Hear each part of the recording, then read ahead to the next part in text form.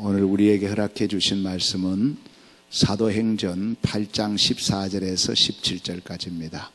사도행전 8장 14절에서 17절까지 말씀, 이제 우리 찾으신 줄 알고 다 같이 한 목소리로 합독하겠습니다. 시작.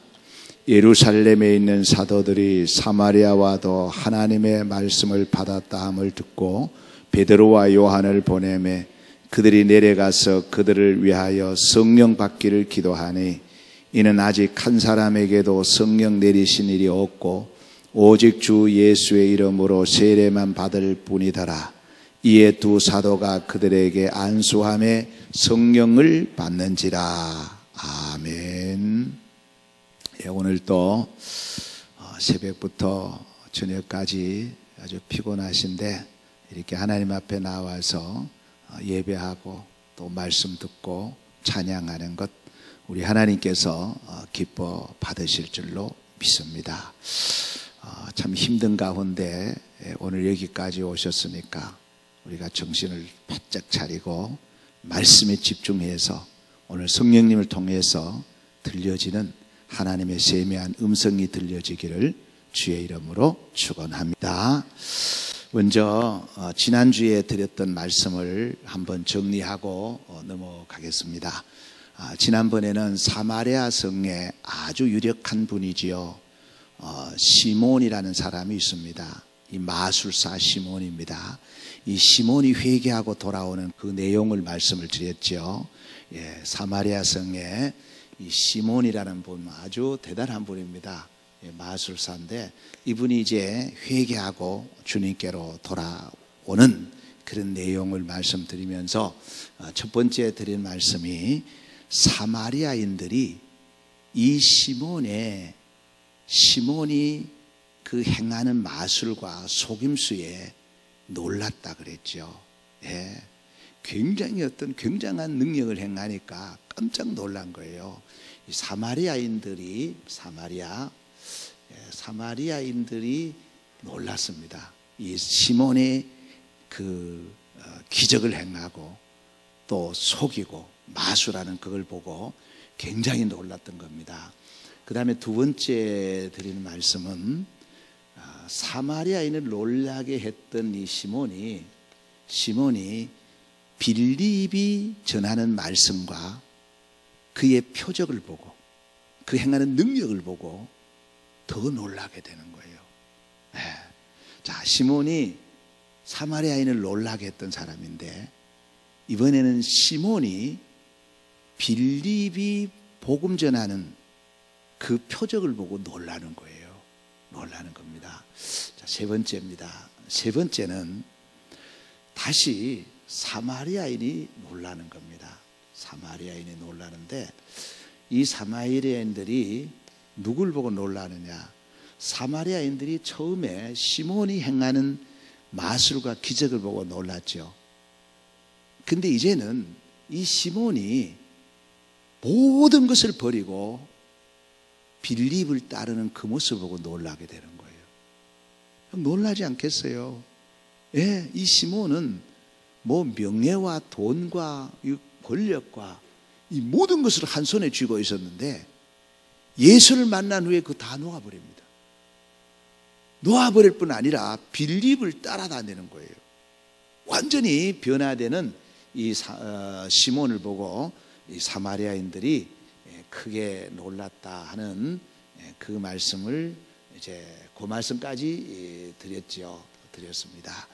이제 오늘 넘기세요. 오늘은 이제 예루살렘 교회의 그 베드로와 요한이 빌립을 방문하는 그 내용을 말씀을 드리겠습니다. 자, 예루살렘 교회가 모교회죠. 모교회입니다. 이 모교회가 예루살렘 교회지요. 이 모교회가 예루살렘 교회인데 여기에서 이제 흩어진 사람들이 빌립이죠. 빌립이 사마리아에 가서 복음을 전하는 거예요. 이것을 우리는 자교회라고 그럽니다. 자교회. 그래서 이게 모교에서 이 자교회, 이 사마리아가 빌립이 복음 전하는 얘기를 듣게 됩니다. 그 상황을 다 듣게 돼요. 듣고는 이제 베드로와 요한을 이 사마리아로 보내서 상황도 파악하고 도와주는 겁니다. 이제 그 내용이 오늘 쭉 말씀하고 있습니다. 자, 넘겨보세요. 자, 그 첫 번째 나오는 말씀입니다. 예루살렘 교회가 베드로와 요한을 빌립에게 보내죠. 자, 이제 이 예루살렘 모교회가 바로 베드로와 요한 아주 콤비입니다. 베드로와 요한을 이제 어디로 보내느냐? 이제 사마리아로 보냅니다. 빌립이 복음 전하는 대로 보내는 거예요. 14절 같이 읽겠습니다. 예루살렘에 있는 사도들이 사마리아도 하나님의 말씀을 받았다함을 듣고 베드로와 요한을 보내매. 여기에 여러분 말씀 잘 한번 보시면은 사마리아도 그랬죠. 당시에 이 예루살렘에 있는 이 베드로나 요한도 마찬가지고 이방인들이 복음을 받아들인다는 게 쉽게 이해가 되지 않았어요. 이방인들은 영혼이 없는 것처럼 생각을 했단 말이에요. 근데 이 사마리아인도 말씀을 받고 복음을 받아들였다는 이 소식을 이제 듣게 되고, 그래서 이제 베드로와 요한을 빌립에게로 보내는 겁니다. 이 보내는 아주 중요한 겁니다. 왜 보내느냐 하면 그 뒤에 이제 나오는데 조금 더 한번 읽어보겠습니다. 사도행전 13장 4절에는 안디옥 교회가 이제 바울과 바나바를 보내는 그런 내용이죠. 한 사람, 두 사람씩 이렇게 보내는 내용입니다. 넘겨보세요. 자, 넘겨보세요. 자, 이제 이걸 두 가지로 나누어서 말씀을 드리는데 늘 드리는 말씀입니다. 가는 선교사와 그죠? 보내는 선교사. 그래서 우리는 보내는 선교사가 되든 가는 선교사가 되든 그리스도인은 다 선교사입니다. 그래서 하나님은 예수 믿고 세례받고 성령 받은 자에게 두 가지를 얘기합니다. 갈래, 보낼래. 두 가지예요. 나는 가지도 않고 보내지도 않겠습니다. 이건 성령 받은 자의 대답이 아닙니다. 갈래, 보낼래. 두 가지예요. 자, 그래서 이제 흩어진 사람, 사마리아인이죠. 흩어진 사람, 이제 가는 선교사지요. 가는 선교사입니다. 이 남은 사람이 예루살렘에 가는 선교사와 보내는 선교사로 서로 돕는 아름다운 모습이다. 보내는 선교사는 영적인 부분과 육적인 부분을 동시에 돕는 것이 진정한 선교다 그랬죠. 자, 여기 보십시오. 가는 선교사가 누구냐면 흩어진 자들, 빌립이지요. 빌립, 그죠? 빌립입니다. 그 다음에 보내는 선교사가 누구냐 하면은 바로 여기에서는 베드로와 요한입니다. 요한이거든요. 이제 초대교회가 정말 주님이 말씀한 지상 명령을 아주 아름답게 지금 선교를 하고 있는 그런 내용입니다. 자, 그래서 여러분 이제 베드로와 요한이 나중에 가서 이제 그들을 선교사들 빌립을 도우러 갔죠. 도우러 갔는데 여기에서 이제 두 가지로 돕습니다. 첫 번째는 뭐냐면 영적인 부분이에요. 영적인 부분. 뒤에 나오집니다. 이제 성령을 받도록 도와주는 거예요. 그래서 이 복음을 전하고요. 이거 대단히 중요한 거죠. 복음을 전한다는 게. 근데 또 하나 중요한 게 뭐냐면은 바로 육적인 것, 물질적인 거죠. 물질적인 것까지 지원을 합니다. 이게 선교예요. 그래서 이 어떤 사람들 보면은 여기에만 치중을 합니다. 막 물질로 가서 막 이렇게 퍼부어버리는데 그것만 가지고는 이 보내는 선교사로서 역할을 감당하는 게 아니에요. 그리고 어떤 분은 보면은 하나님의 복음의 말씀을 전해야지, 생명의 양식을 전해야지 하면서 복음만 전하고 입 싹 닫고 와버립니다. 사탕 하나도 안 주고 와요. 그럼 그 가난한 사람들이 뭐라 그러겠어요? 니나 믿어라 그럽니다. 그래서 이 선교라는 것은요, 반드시 두 가지가 같이 가야 되는 겁니다. 예, 이 두 가지가 같이 가야 되는 거예요. 그래야 원만한 선교가 되는 겁니다. 예, 그래서 여러분 이 두 가지는 동시에 준비를 하는 거잖아요. 예, 이것 준비하고 이것 준비해서 가는 겁니다. 미리 준비해서 보내는 선교사가 우리는 가서 복음 들고 왔다. 예, 예수는 길이요 진리요 생명이다. 여러분 예수 잘 믿으세요 하고 뒤돌아 샥 가버리면 그 가난한 사람들이 얼마나 서운하겠어요. 그러면서 함께 빵을 줘야 되는 거예요. 물질적인 거 줘야 돼요. 예. 그리고 또 뭐 이 건축 기술이 있는 사람들은 집을 지어주기도 하고요. 또 의사들은 가서 치료해 주고요. 이런 거예요. 그래서 항상 이 두 가지가 병행돼야 된다는 거. 예. 바울도 빌립보 교회들에게 그 고맙다 내용이 이거잖아요. 바울이 빌립보 교회가 그 물질적으로도 후원을 하고 그랬거든요. 예, 그것이 이제 아주 조화를 잘 맞추었다 그 말이에요. 그래서 가는 선교사와 보내는 선교사는 이렇게 잘 조화가 돼야 되는 것을 말씀을 드리고요. 자, 그 다음에 이 가는 선교사와 보내는 선교사는 동역자입니다. 동역자. 이 동역자는 뭐 누차 드렸던 말씀인데 빌립보서 4장 3절 같이 읽습니다. 또 참으로 나와 멍에를 같이 한 니게고 하노니 복음에 나와 함께 힘쓰던 저 여인들을 돕고 또한 클레멘드와 그 외에 나의 동역자들을 도우라. 그 이름이 생명책에 있느니라. 예. 이 가는 선교사와 보내는 선교사는 동역자지 경쟁자가 아닙니다. 경쟁자가 아니에요. 예. 그래서 이 동역자라는 게 뭐냐면은 함께 그건 멍에를 같이 매는 거예요. 이게 동역자입니다. 여러분 멍에를 같이 맨다는 거 우리 이쪽에 그 경남 쪽에는 잘 안 하지요. 강원도나 이쪽에 가면은 보면 소를 이렇게 밭을 맬 때 소 두 마리를 해서 멍에를 같이 메고 가지요. 예. 그걸 말하는 겁니다. 동역하는 거예요. 예. 그래서 이 생명책에 기록된 자들이 함께 멍에를 같이 매는 거예요. 그게 동역자예요. 그게 가는 선교사와 보내는 선교사가 해야 될 일이라 그 말이에요. 절대 경쟁하는 거 아닙니다.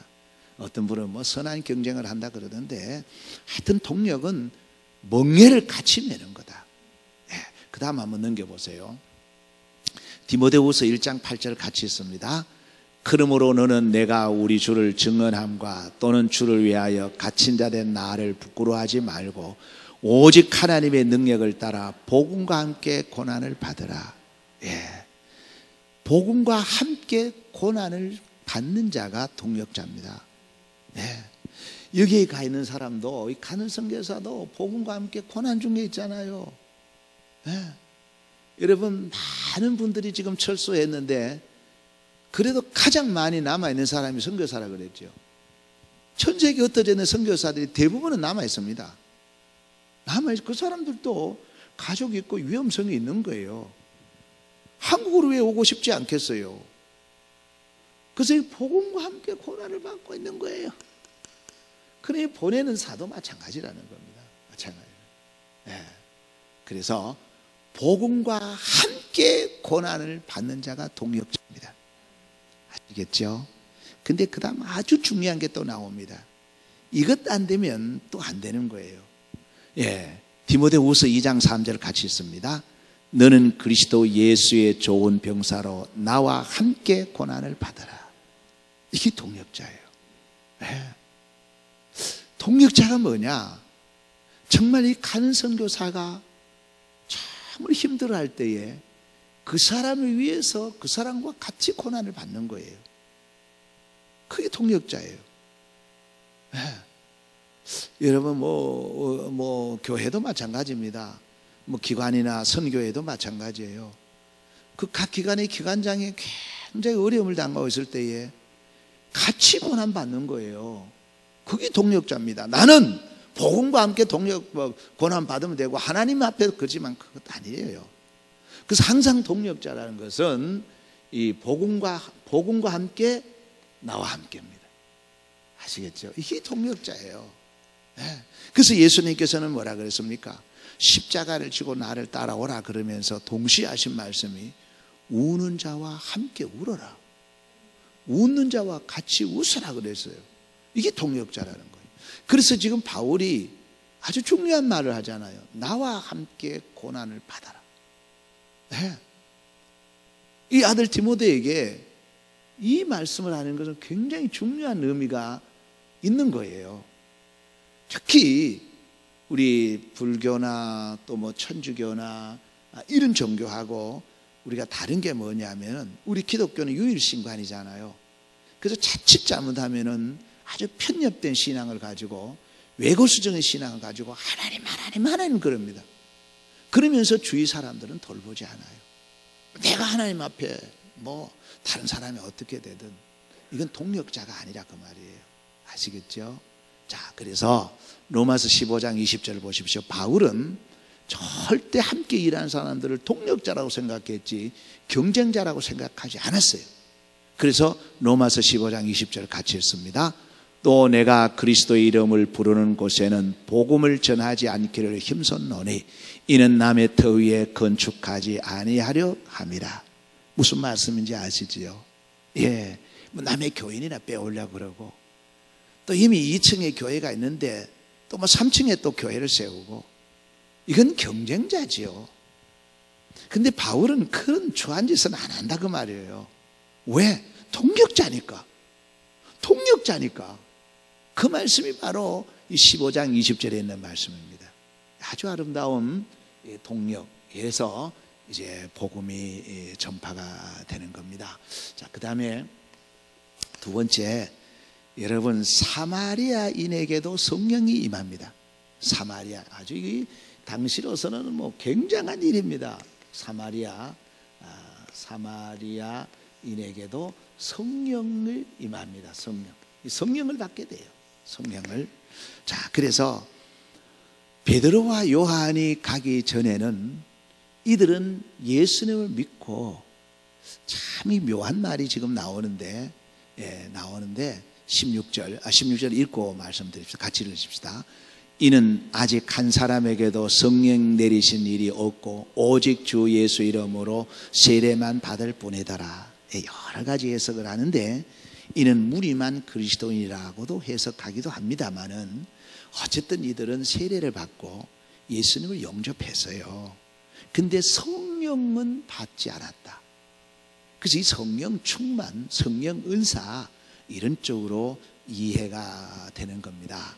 자, 그래서 이제 이 가는 선교사 빌립이지요. 보내는 선교사가 베드로와 요한이지요. 가서 뭘 하느냐? 바로 영적인 부분을 지금 돕는 거예요. 네, 영적인 부분을 돕는 겁니다. 그래서 성령 받기 위해서 해야 될 일들이 있는데 그것이 첫 번째가 뭐냐면은 이미 말씀은 선포됐잖아요. 말씀은 선포됐는데 여기에 기도가 없으면 성령 충만함이 없고 성령의 은사가 없어요. 이 말씀은 어떻게 보면 이론이지요. 실제로 어떻게 살아야 되는 논리지요. 가르침이거든요. 여기에 이제 그 능력, 이 말씀, 내가 아는 말씀의 능력이 나타나기 위해서는 성령을 받아야 돼요. 그 성령을 받기 위해서는 바로 기도해야 된다는 거예요. 그래서 15절을 보십시다. 그들이 내려가서 그들을 위하여 성령 받기를 기도하네. 예, 여러분 성령 받기를 기도한다 이 말은 베드로와 요한이 가서 이제 중보기도 하는 거예요. 예, 그래서 이 성령 받는 데는 중보기도가 대단히 중요합니다. 대단히 중요합니다. 자, 그 다음에 사도행전 2장 1절 같이 보십시다. 오순절 날이 이미 이름에 그들이 다 같이 한 곳에 모였더니, 예, 여기에서는 합심 기도입니다. 중보기도 대단히 중요합니다. 성령 받는데. 그리고 성령 받는데 합심 기도가 대단히 중요합니다. 두세 사람이 내 이름으로, 그러니까 합심하여 같이 기도하는 거거든요. 합심하여 기도할 때에 하나님께서 응답하시듯이 이제 합심 기도에 성령은 임하시는 거예요. 그래서 우리가 그 화요 중보 기도도 중요하고 금요 기도에도 중요한 거예요. 합심기도입니다. 합심기도. 아시겠죠? 자, 그 다음에 사도행전 10장 30절 같이 있습니다. 고넬료가 이르되 내가 나흘 전 이맘때까지 내 집에서 제9시 기도를 하는데 갑자기 한 사람이 빛난 옷을 입고 내 앞에 서서, 고넬료가 기도하다가 성령 받죠. 환상을 보지요. 그 내용입니다. 그래서 여러분, 이게 이제 그 성령 받기 위해서는 아주 중요한 얘기를 하니까 잘 들으세요. 근데 처음부터 개인 기도가 잘 안 되는 겁니다. 믿음이 성령을 받지 못했는데 무슨 개인 기도가 되겠어요? 그러면 어떻게 해야 되느냐? 중보기도를 해야 됩니다. 중보기도. 새 가족들을 위해서, 믿음이 약한 자를 위해서 중보기도를 해야 되는 거예요. 이해가 되지요? 성령 받기 위해서 기도해라. 기도가 되나요? 안 되지요. 그래서 중보기도가 참 필요합니다. 중보기도. 그 다음에는 뭐냐면은 합심기도를 해야 됩니다. 합심기도. 마음을 합해서 우리가 합심해서 기도하는 거예요.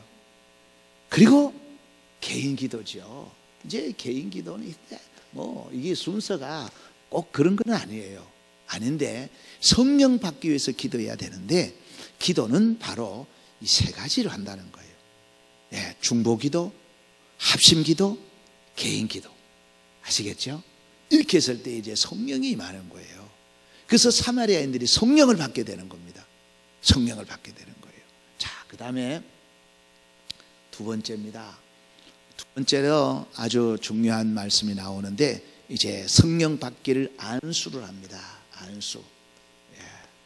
이 안수에 대해서는 뭐 따로 한번 말씀을 드려도 이제 아주 뭐 참 설명이 많이 요하는 그런 내용입니다. 뭐 구약시대 때부터 이제 뭐 사람뿐 아니라 짐승에게까지 안수하는 내용들이 나오고요.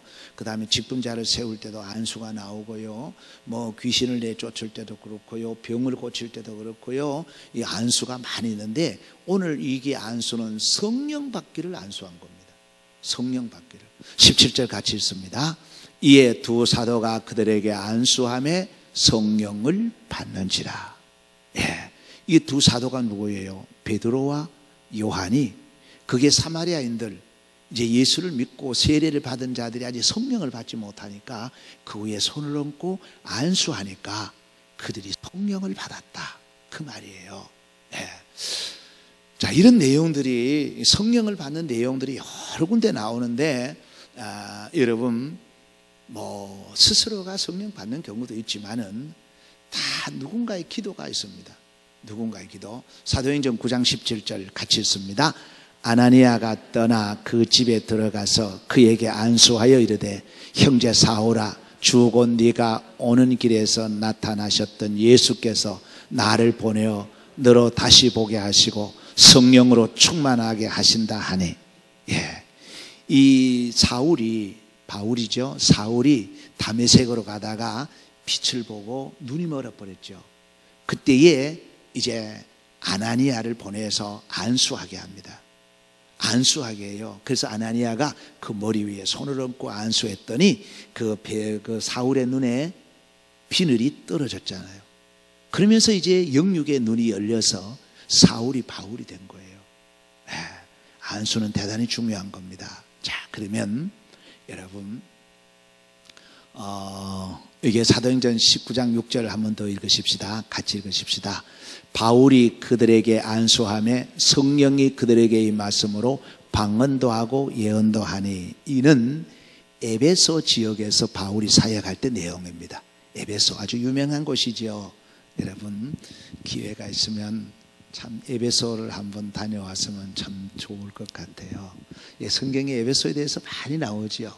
에베소는 한 번 정도 갔다 오면 참 길이 기억에 남고 성경을 이해하는 데 굉장히 도움이 될 겁니다. 여기서 이제 바울이 사역할 때에 이제 안수했더니 성령이 임하고 방언을 하고 예언을 하게 되고 이런 놀라운 표적이 나타났다, 그렇게 말씀하고 있습니다. 자, 여러분 그러면 이제 잘 보십시오. 안수는 매우 조심해야 되는 거예요. 그러나 검증된 분에게 안수 받는 건 잘못 아니에요. 예. 그래서 목사님 아무개한테 내가 가서 좀 기도 받으려고 합니다. 갔다 오시라고. 그럼 가서 기도 받는 건 잘못 아니에요. 아닙니다. 그러나 조심해야 돼요. 자, 근데 이렇습니다. 여러분, 이 안수 기도라는 건요, 종합 기도입니다. 종합 기도. 뭐가 종합 기도냐? 잘 보십시오. 안수 기도는 중보 기도입니다. 그렇잖아요. 내가 안수하니까 중보 기도잖아요. 내가 안수할 때 그는 가만히 있나요? 마음으로 아멘 아멘 합니다. 합심 기도입니다. 그렇죠? 동시에 안수 받는 분의 개인 기도입니다. 그게 종합 기도예요.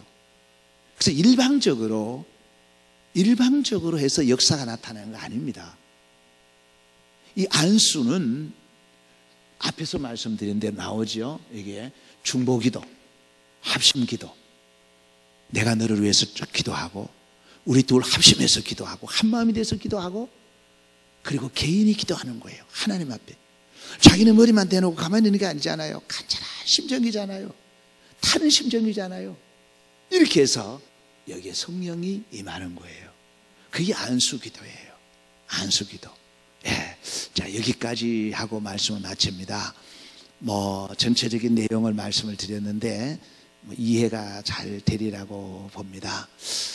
제가 설교를 마치고 집에 가면 우리 방송실에서 올려주는 설교를 들으면서 항상 제일 먼저 보는 게 뭐냐면 몇 분 설교했느냐. 근데 제가 들을 때마다 이 길다,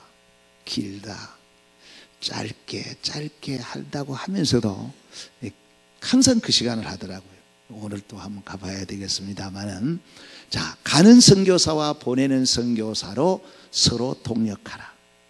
우리는 다 선교사입니다.